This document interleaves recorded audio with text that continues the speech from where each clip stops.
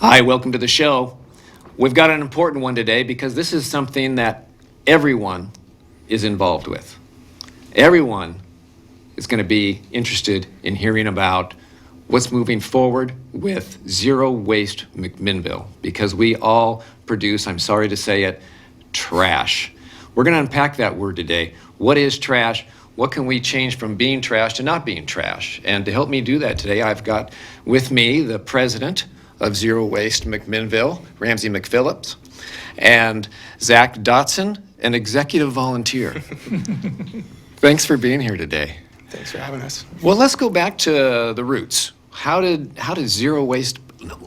Let's say, what is it first? What's the mission? What's the mission, Ramsey? Well, Zero Waste McMinnville has a very specific statement mission, and that is to be the first city in Oregon to divert up to 90% of our trash away from incinerators and landfills. Divert 90% of our trash, and there's a time with that. By the year 2024, which was a 10-year space of time. We've already run out 3 years of the clock. Wow. Okay. Right. So now, how did it come to be? What's the genesis? It came out of the community rights group, which had formed to work on things having to do with the degradation of the environment and nature, basically. And we came to the understanding that perhaps fighting something so negative that was happening, we would try to produce something good to enliven the community with the environment. And we chose Zero Waste, which is an international process that's going on all over the world. So we just took up our own agency here in McMinnville of it. All right. And you have a group that has been active, like you say, for 3 years. Now, I remember, I think a lot of people know about Zero Waste because your first big event, was it an Alien Days?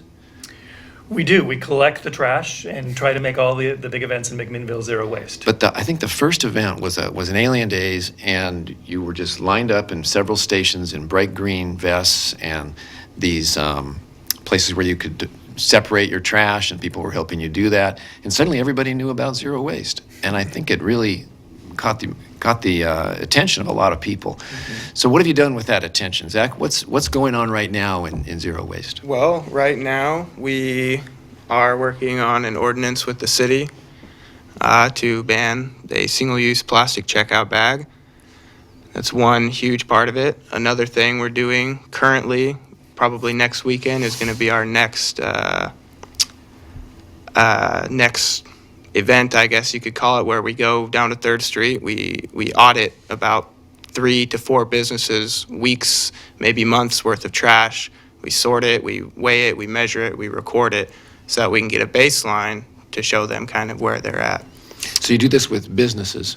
Yes. You dive into their dumpster. Right. You ask them first. Yes, absolutely. And you get them on board. What kind of conversation do you have with, is it usually a restaurant? I think right now we're probably at 99% restaurants. The first block of audits we did, which was this spring, it was maybe 60% restaurants. We had some retail stores, we had some art galleries, we had a winery, tasting room.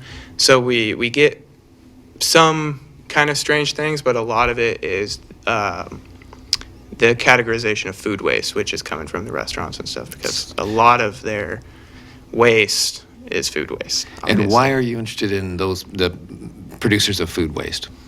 Well, because food waste is such a big part of our waste stream, it's at least 30 to 40% of it. So when we're talking about zero waste, we're going to have to get that, whether it's through the restaurants, through the city buildings, public buildings, the hospitals, the schools. Really, we have to hit all corners of food waste. So to start with the businesses and get a template, get a system going, and then we can start to take that to those other places, bigger institutions, public buildings. We can even take it to a household and start to do that audit as well. And so really the point of it is to track how much food is leaving the city as a waste stream so that we can measure that and start to do what we can to reduce it. So reduce it. Restaurants, it might be hard to have them produce less waste. Is that something you do? Well, so that's kind of interesting because so we talk about that 90% diversion, right? Compost makes up, or food waste maybe makes up 30 to 40% of that. And then you have your recyclables, which probably makes up another 25 to 30%. So now we're at 60, 65%, right? That leaves another 35% where we have to do something with. So just as you've asked, that's kind of where we start to go into deeper questions. Well, what about buying practices? What about maybe using different products or changing more systematic things rather than just one simple choice to throw a food waste into a compost bucket. Now we actually have to go deeper into our business. And so once we get that baseline of where they're at, then we can start to find out, well, how much of your business practices do we really need to talk about and delve into to see if we can extend that diversion out to the 90%. So, Ramsey, there's a bigger picture about food waste. Can you talk a little bit about what does food waste do? Well, landfills are divided into three big categories. There's hazardous waste landfills. There are C&D landfills, which is construction and demolition. That's dry waste like drywall and wood and cement. And then there's the common municipal landfill that it takes pretty much everything that isn't hazardous or construction. And that's the gooey food, grass clippings, all the newspapers we throw away, household goods, all those things. That all forms together into a toxic soup and into a toxic gas. And the toxic gas is, of course, methane. It's a decomposition of wet things that were once alive material. So those are the horrible nemesis of the environment that spew out of a landfill. In fact, landfills, there's a scientific debate. It's either the first or the second worst source of man-made methane gas. Come from landfills. Right. So food waste from that standpoint is a big deal. It is. It's what causes the horrible smell. And it needs, when it's eliminated from the landfill, then there's just every number of reasons why it improves the operation of a landfill. Less leachate, less nuisance odor, and then, of course, the gas. The gas, it's the same gas that is collected at landfills through generating systems, oftentimes to cogen electricity. So a lot of it is utilized that way, but they could, of course, not capture all of it. And the only way to eliminate it is to eliminate it going there in the first place. Okay. So now you've identified the food waste. You've got a good idea where it's coming from. You maybe have helped a restaurant segregate it. Now what do they do with it? Well, that's another good question. So currently, we've got, I think, 5 businesses that we actually are actively picking up food waste from and taking to local farms to be turned into compost. So as of now, we're looking to expand that. We need more volunteers, of course, but as of now, that's kind of what's happening. And as we build that base of restaurants and households and buildings who want to participate in a compost program, we can start to show that data to Recology and hope that one day they'll be able to provide that service. And that's really important in a business scale, because if we do go commercial with the collection of our food waste, per se that it would go to Recology, sent into the windrows and made into compost, and they can sell that product back. So it actually is a money maker for them, which is the all-important, quickest way to get this solution to the 90% diversion rate, is to find to save people money in their garbage can, and to make a product with our waste that is beneficial for commerce. So you're hoping to justify to Recology through your research, your audits, Right. To show this is a viable source of income. Right, we're the guinea pigs. Right now, Recology, once again, is permitted now to do this transfer station, and so they're going to be picking up the pace. And so we're the precursor to this whole system, setting up, beginning to change behavior, trying to do this new thing where we're going to inventory all the food waste in our waste shed, which could be thousands of point sources from all the schools and the hospital, all the residences and the businesses and some farms, who are producing and throwing off things, the vineyards, et cetera. There's all this wet waste, which we're going to be inventorying in the next year, so that we can then go to Recology and say, here is your feedstock to make money to do the compost.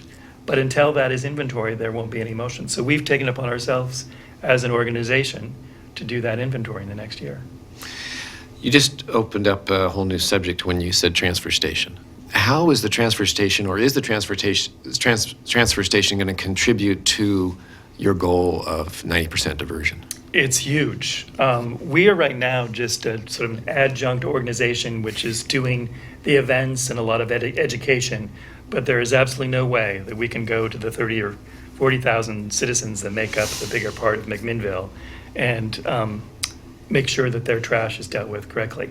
When it's done in a commercial scale, through assembly line, the magnets and blowers and all those sort of things, plus the reduction size, where we're going to businesses with these audits and saying, you don't need that much packaging, or because it's costing you in space, and just opening them up with time, et cetera, et cetera.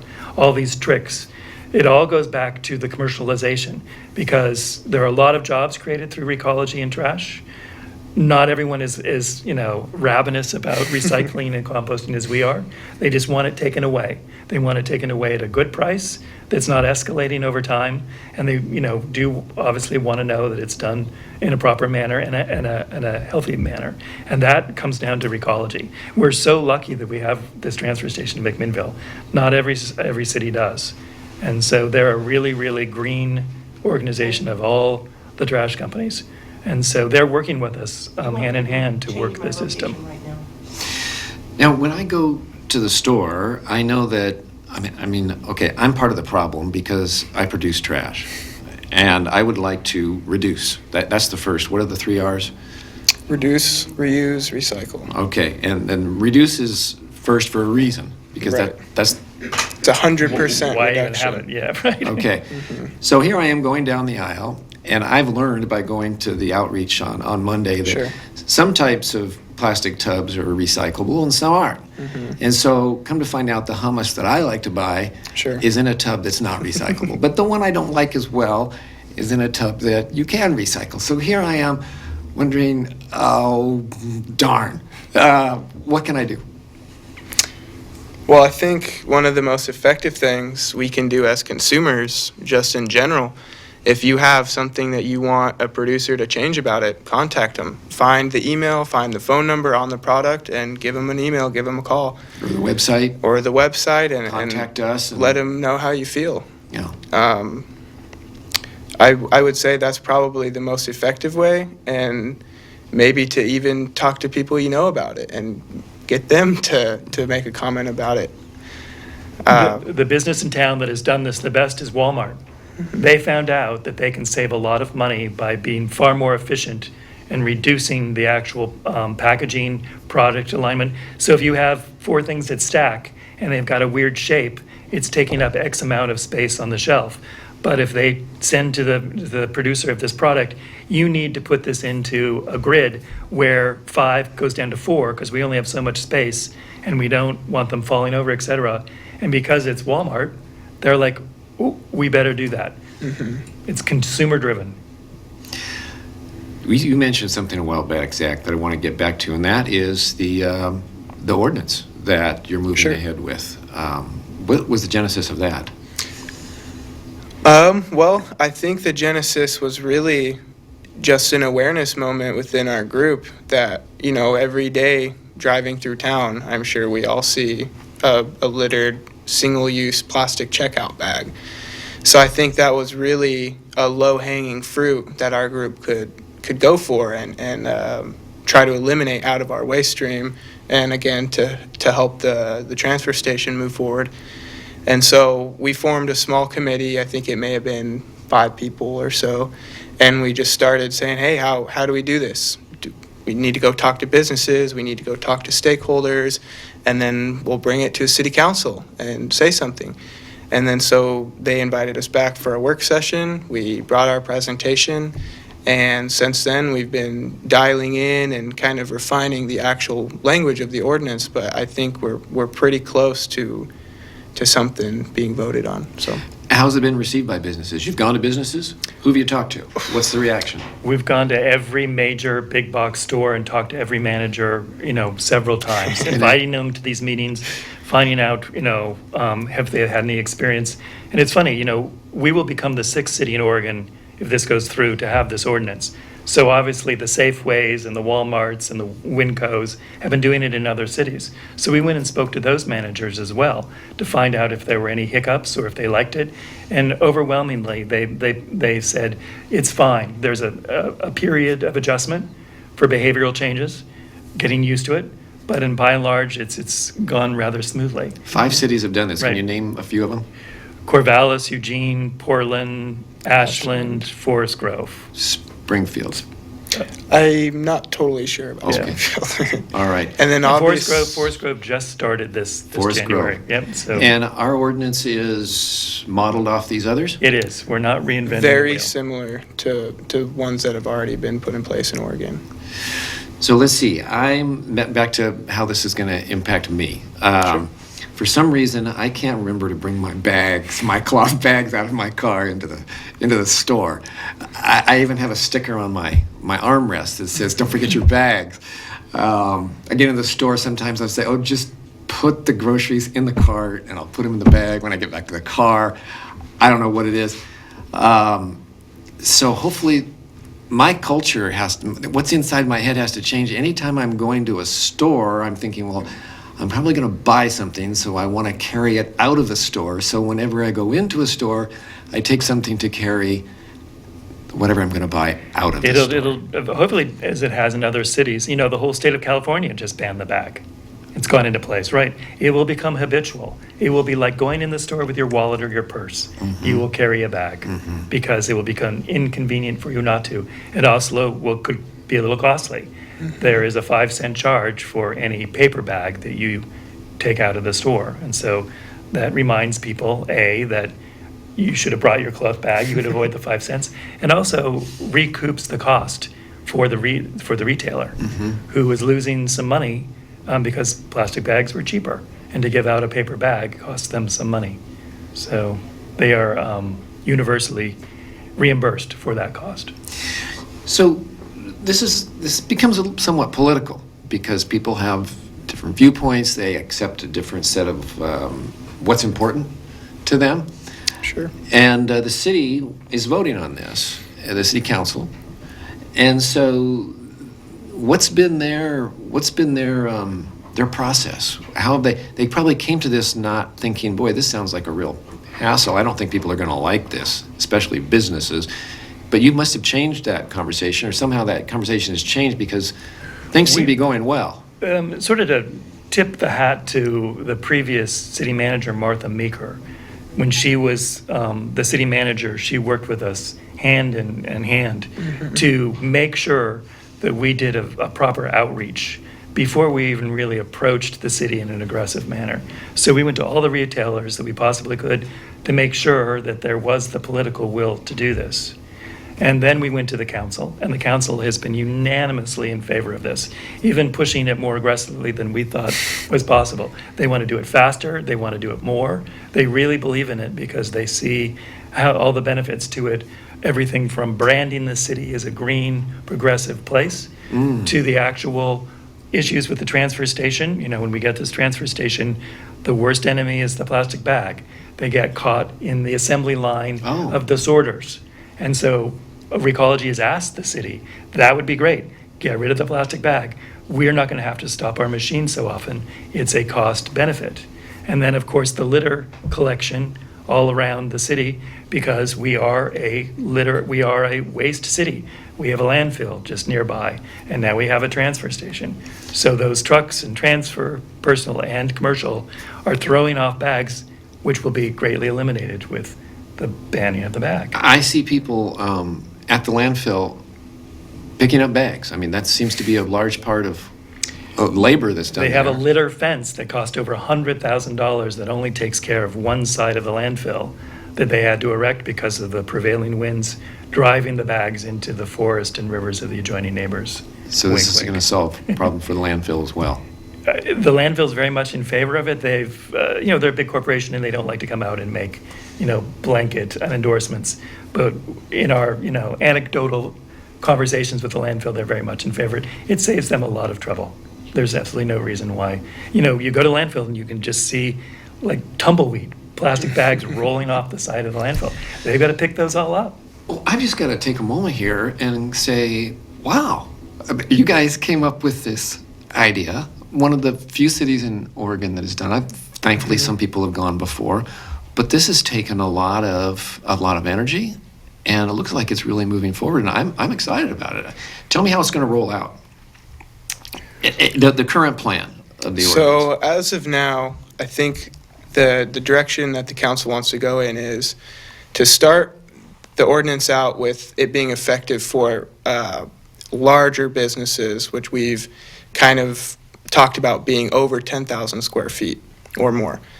And then 6 months in, maybe a year in, we haven't quite determined that. I'm thinking more 6 months in, then the small businesses will be affected by the ban.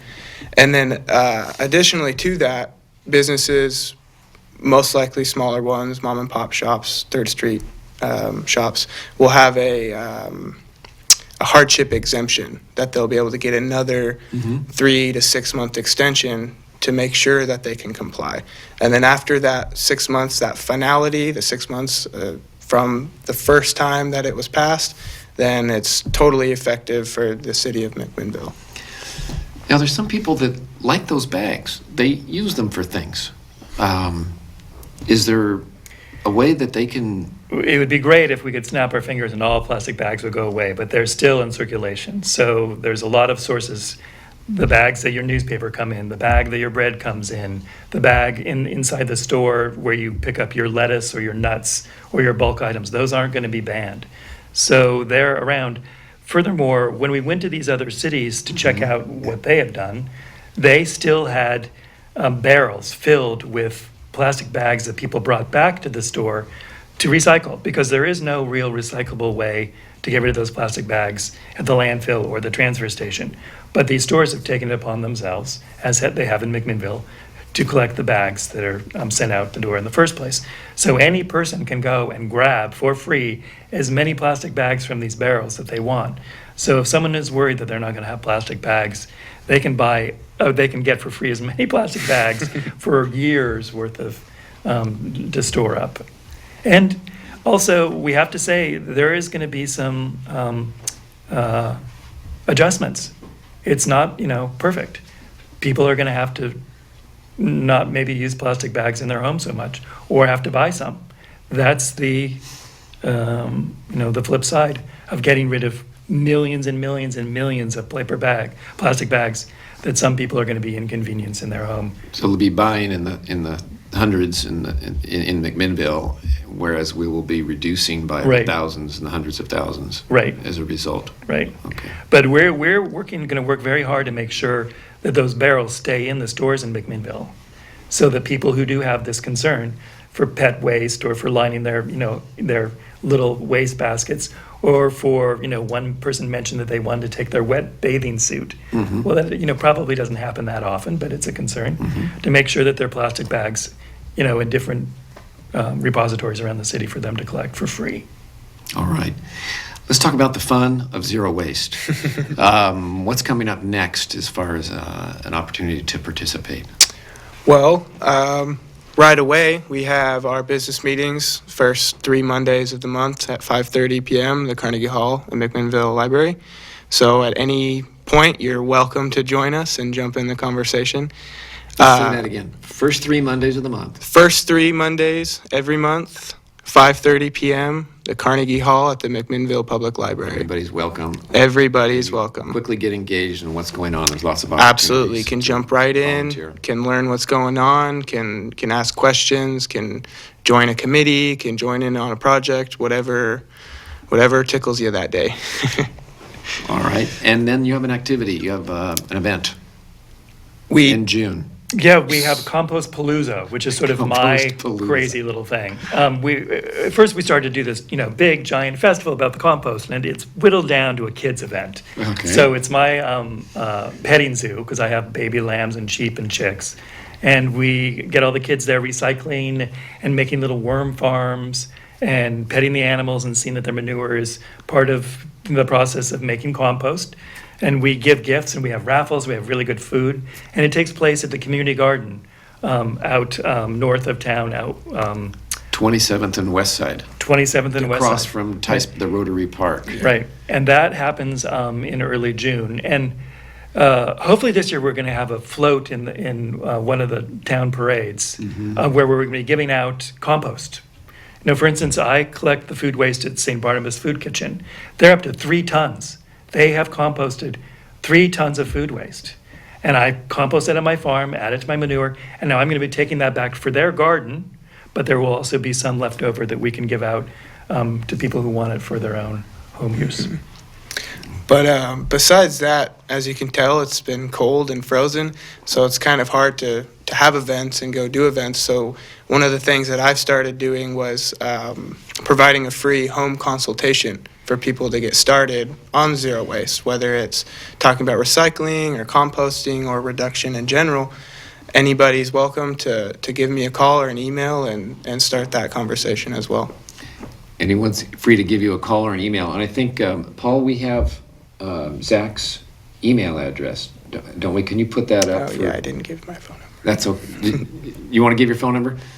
Just the email's fine Okay. for now. All right. Okay. There's Zach's email address on the screen.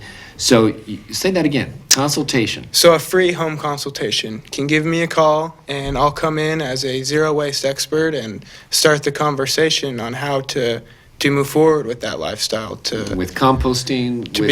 to maybe increase your recycling, maybe begin composting, or even just to start talking about those other things that the reduction type things. Maybe it's your soaps or your paper products or even clothings or, there's 1,000 things you can do that are zero waste. And so I'd really love to come and make a connection with people and talk about that. So you'd be available to talk to groups, maybe Rotary, Kiwanis Absolutely. could have you to their meeting. Sure. And you'd talk about what to do with those lids. Yeah, sure, absolutely. And what about the Get rid of mouth the is bigger nitty-gritty. than the bottom? And Right. where are we Yep, with that? Exactly. I mean, with his great program, the fantasy is that McMinnville eventually is a city where we all still make waste, but you only once a month, you have the smallest can available picked up. It saves you a ton of money. Because right now, a lot of people are on a bi-weekly, sort of with a big can. And with Zach's process, he'll teach you how to get down to once a month,